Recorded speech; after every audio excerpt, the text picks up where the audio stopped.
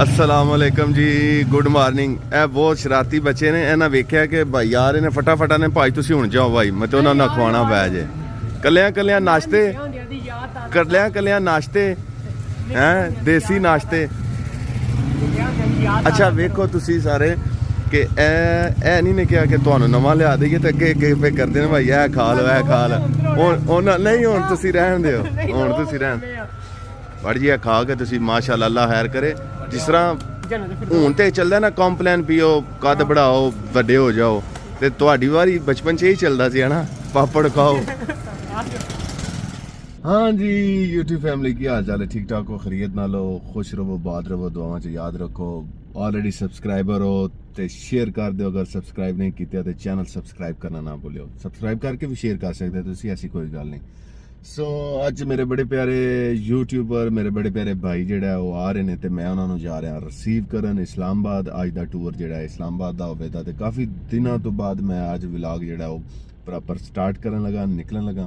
तो अल्लाह पाक खैर करे। तो फ्लाइट उन्होंने जिहड़ा 6 बजे वे 1 का टाइम हो गया वे, क्योंकि मैं स्लोली तो रस्ते इंजॉय करदे जाना, चिल करदे जाना।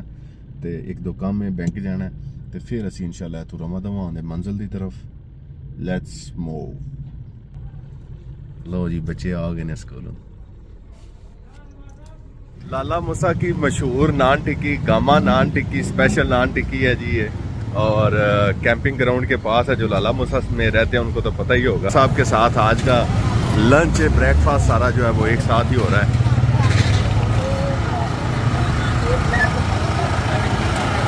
हाँ जी मौलवी जी सुनाओ जी।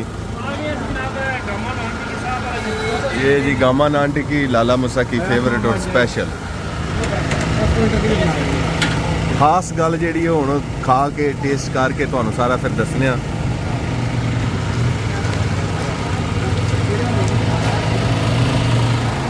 मिक्सचर ऑलरेडी तैयार है, इस तो बाद वह प्रोसैस हो बेसन वगैरह लग के तो किस तरह तैयार कर रहे हैं भाई। की हाल है जी, ठीक ठाक हो, खैरियत है, माशाल्लाह जी।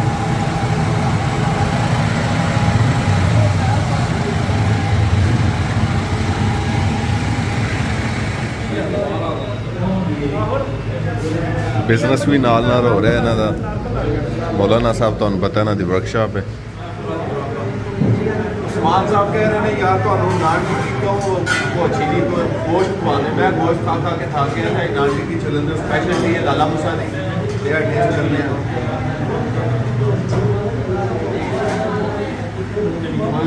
ठीक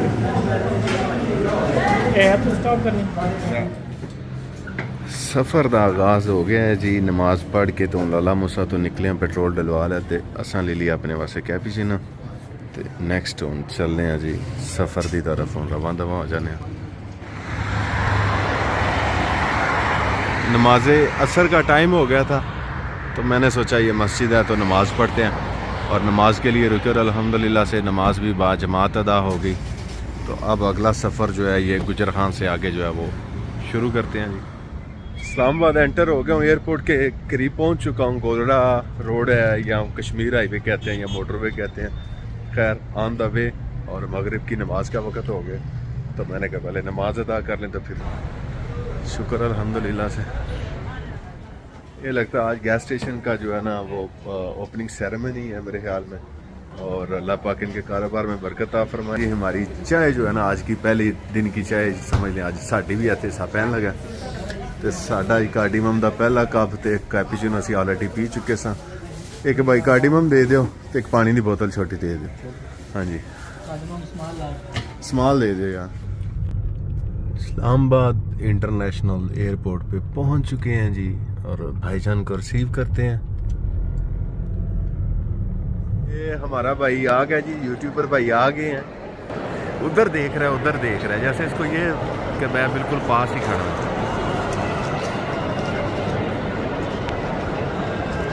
Buongiorno! Omre!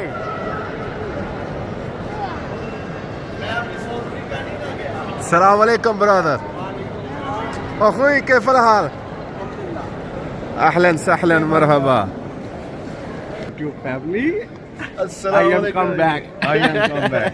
I am come back. I am your gate come out.